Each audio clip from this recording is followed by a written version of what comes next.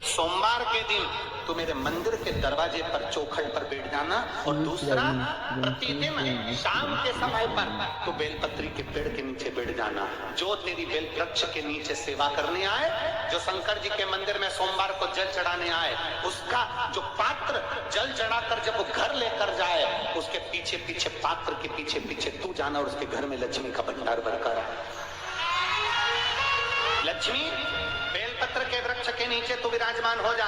उस बेलपत्र के वृक्ष के नीचे जो कुंवारी लगाए, सेवा करे, चाकरी करे, एक बेटी को जैसे बड़ा करते हैं वैसे बेलपत्री के वृक्ष को जो बड़ा करे, बेलपत्री के वृक्ष का जो पालन करे, पोषण करे, उसकी संभाल करे, उस बेलपत्री के वृक्ष को जैसे जैसे वो उन्नति करे वैसे वैसे उसके घर में समृद्धि बढ़ते जाए। उस जिसका खुद का मकान नहीं हो, खुद का मकान नहीं हो, किराए के मकान में रहते रहते जिंदगी बीत रही, खुद का नहीं, और बहुत दुख का जीवन चल रहा हो, बहुत कष्ट का जीवन, बहुत अपना खुद का कोई मकान नहीं, मान लो प्लाट है पर मकान बन नहीं रहा, या कोई प्रॉपर्टी अपनी नहीं बन रही, तो हम इस व्यासपीठ से कहना चाहेंगे कि एक प्रयोग अवश्य करिएगा, एक प्रयोग अवश्य। अपने आसपास के 5-6 बेलपत्र के वृक्ष देख लीजिए, अपने आसपास के नजदीक के 5-6 बेलपत्र के बड़े बड़े वृक्ष देख लो या छोटे वृक्ष देख लो। उन 5-6 वृक्ष को धीरे धीरे उनकी सेवा करना प्रारंभ करो, उन वृक्षों को बड़ा करना प्रारंभ करो, उन वृक्ष के नीचे सफाई करना प्रारंभ करो, उन वृक्ष को जल देना प्रारंभ। श्री शिवाय नमस्तुभ्यम, हर हर महादेव। आप सभी का मेरे चैनल धार्मिक वीडियो पर स्वागत है। पूज्य प्रदीप मिश्रा जी ने बताया है कि सोमवार के दिन माता लक्ष्मी बेलपत्री के पेड़ के नीचे विराजमान रहती है। इस दिन बेलपत्र के पेड़ की पूजा करने से, सेवा करने से हमारे घर में धन लक्ष्मी प्राप्त होती है और हम पर हमेशा भगवान शिव की कृपा बनी रहती है।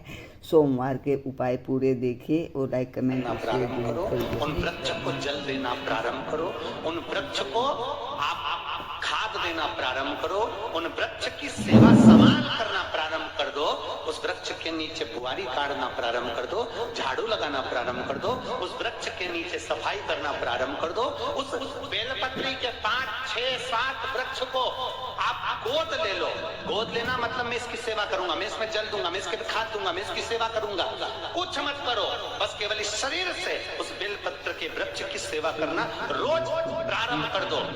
6 महीना इंतजार करना और 6 महीना लगातार सेवा करना, 7वां महीना आपका और हमारा, और बताना कि भोलेनाथ ने प्रॉपर्टी दिलाई कि नहीं दिलाई और आगे बढ़ा है।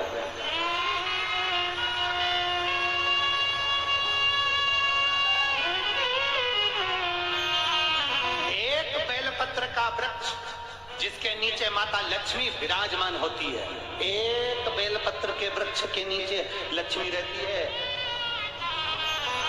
दुनिया के लोग कहते हैं लक्ष्मी जी का दिन कौन सा है, बोलो जम के जल्दी से।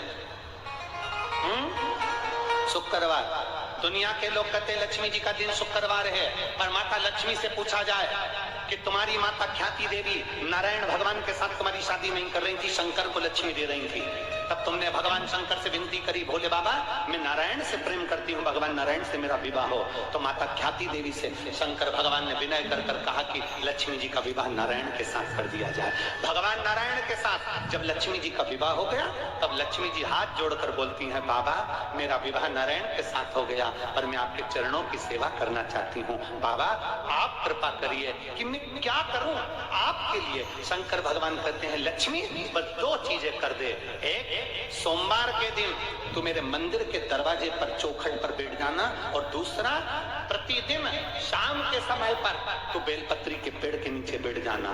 जो तेरी बेल वृक्ष के नीचे सेवा करने आए, जो शंकर जी के मंदिर में सोमवार को जल चढ़ाने आए, उसका जो पात्र जल चढ़ाकर जब वो घर लेकर जाए, उसके पीछे पीछे पात्र के पीछे पीछे तू जाना और उसके घर में लक्ष्मी का भंडार भरकर आए।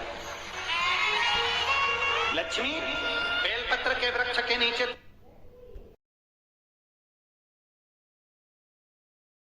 हैं, वैसे बेलपत्री के वृक्ष को जो बड़ा करे, बेलपत्री के वृक्ष वृक्ष का जो पालन करे, पोषण करे, उसकी संभाल करे, उस बेलपत्री के वृक्ष को जैसे जैसे वो उन्नति करे, वैसे वैसे उसके घर में समृद्धि बढ़ते जाए, उसके घर में वैभव बढ़ते जाए। ये शंकर भगवान माता लक्ष्मी से करे, भगवान शिव माता लक्ष्मी से करे।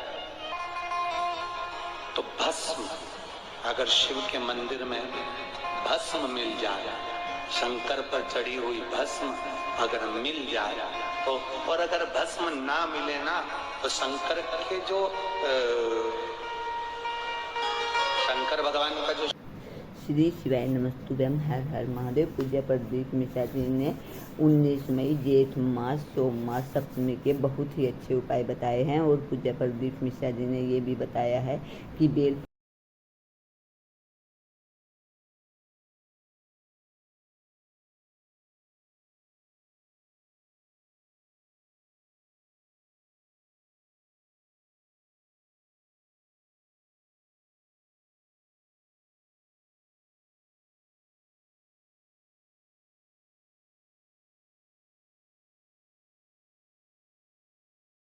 दुनिया को अमृत देता है तो तुमको भी अमृत दे देता है।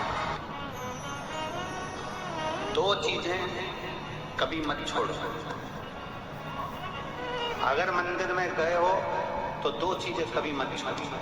कथा में गए हो तो दो चीजें कभी मत छोड़ो। एक कथा श्रवण करना, दूसरा जहां कथा बैठकर सुनते हैं वहां की रज को अपने मस्तक पर लगाना।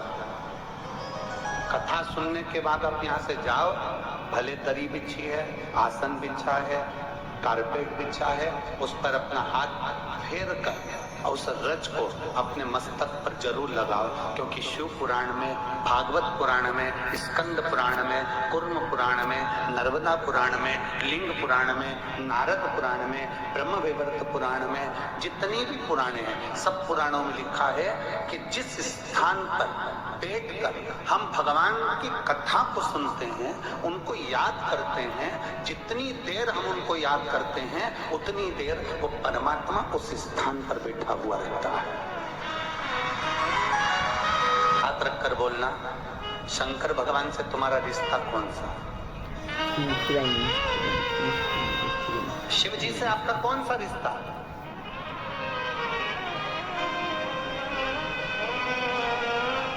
शंकर भगवान को आप क्या मानते हो? हमने आपको एक संबंध बताया था कि सीहोर कुबेरेश्वर धाम आपका मायका है। तो हम आपके भाई हैं, तो शंकर भगवान आपके पिता हैं, आपके बाप हैं, आपका बाबा है, आपका दादा है।